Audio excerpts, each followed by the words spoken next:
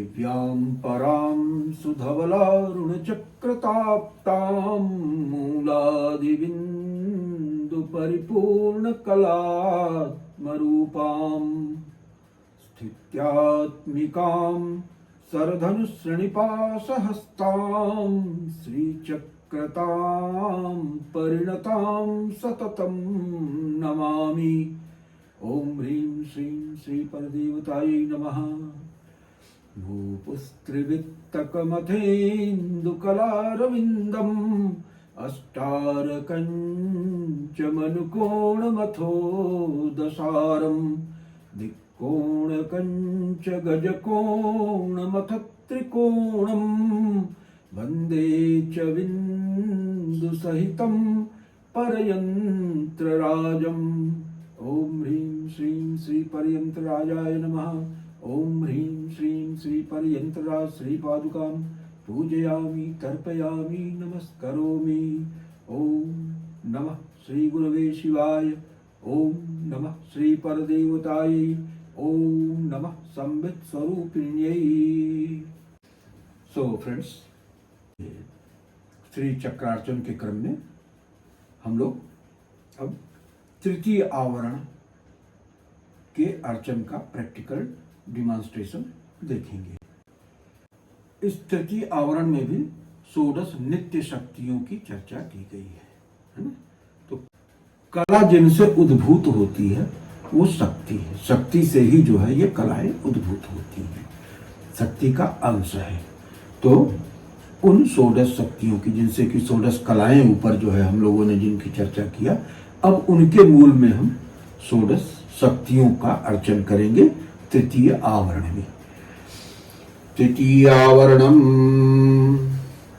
ओम ह्रीं श्रीं षोडशदल चक्राय नमः।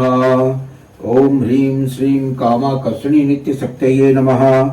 ओम ह्रीं श्रीं बुद्ध्याकर्षणी नित्य शक्तये नमः। ओम ह्रीं श्रीं अहंकाराकर्षणी नित्य शक्तये नमः। ओम ह्रीं श्रीं शब्दाकर्षणी नित्य शक्तये नमः। ओम ह्रीं श्रीं स्पर्शाकर्षणी नित्य शक्तये नमः। ओम ह्रीं श्रीं रूपाकर्षणी नित्य शक्तये नमः। ओम ह्रीं श्रीं रसाकर्षणी नित्य शक्तये नमः। ओम ह्रीं श्रीं गंधाकर्षणी नित्य शक्तये नमः। ओम ह्रीं श्रीं चित्ताकर्षणी नित्य शक्तये नमः। ओम ह्रीं श्रीं धैर्याकर्षणी नित्य शक्तये नमः। ओम ह्रीं श्रीं स्मृत्याकर्षणी नित्य शक्तये नमः। ओम ह्रीं श्रीं नामाकर्षणी नित्य शक्तये नमः।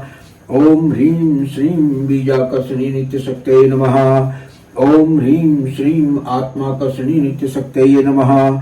ओम ह्रीं श्रीं अमृताकर्षणी नित्य शक्तये नमः।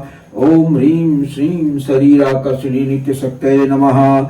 ओम ह्रीं श्रीं षोडशदल चक्रेश्वरी त्रिपुरेश्वर्यै नमः।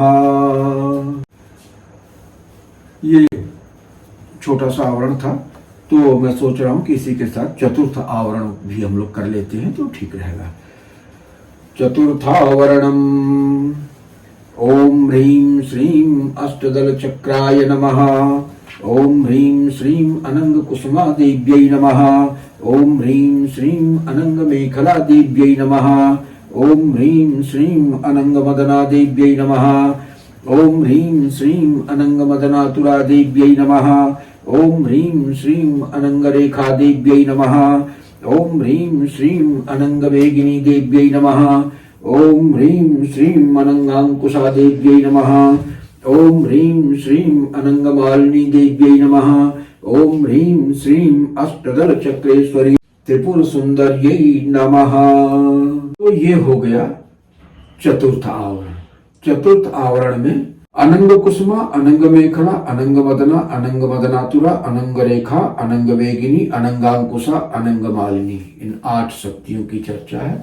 ये सारी शक्तियां जो है ना कामनाओं की द्योतक है कि जब ये इच्छा शक्ति पूरी तरह से बाहर प्रकटित होने के लिए प्रयत्नशील होती है तो वो किन किन रूपों में उसकी चेष्टाएं होती हैं और उसकी क्या परिणति होती है।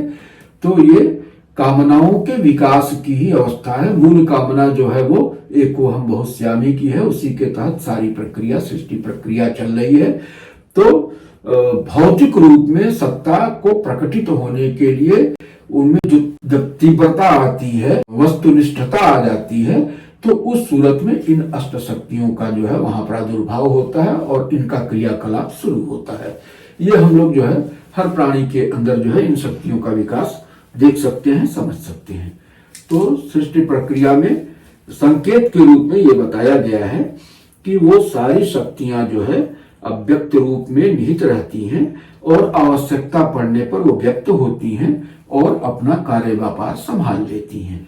तो इसलिए उन शक्तियों की अर्चना आराधना का विधान है। उनकी अर्चना आराधना का परिणाम यह होता है कि तत्त शक्तियां प्रसन्न रहती हैं और आपके लिए हितकर, हित साधक बनती हैं। वही उसी दिशा में वो प्रयत्नशील होती हैं जिस दिशा में कि आपका हित सिद्ध हो। तो इसलिए अगर अपने आप को सभी तरह से पूर्ण रूप से अपनी प्रूफिंग करना है और तेज गति से लक्ष्य की ओर अग्रसर होना है, तो आवश्यक है कि इस संक्षिप्त अर्चन विधान का आश्रय लिया जाए। तो ये हो गया। और इसके बाद एक, जैसा मैंने बताया कि हमारे यहाँ 16 आवरण तो है, 5 कल्प भी है, सृष्टि स्थिति संहार निग्रह अनुग्रह।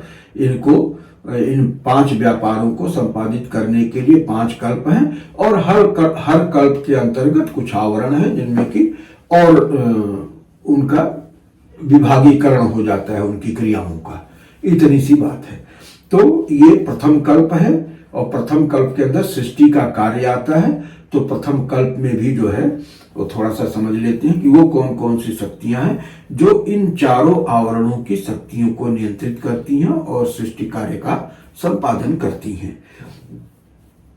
ओम प्रथम कल्पम ओम ह्रीं श्रीं पूर्वाम्नायात्मक सृष्टि चक्राय नमः।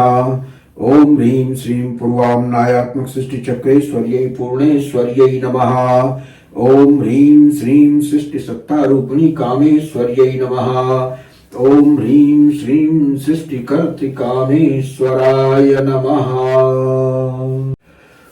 तो ये हो गया प्रथम कल्प। प्रथम कल्प माने सृष्टि चक्र, और सृष्टि चक्र के अंतर्गत 4 आवरण आते हैं, भूपूर्व, वृत्तत्रय चक्र और उसके बाद षोडश दल कमल और अष्टदल कमल। ये 4 आवरण को मिला के प्रथम कल्प होता है, जिसको सृष्टि कल्प कहते हैं, जहां सृष्टि के समस्त व्यापार का संपादन होता है।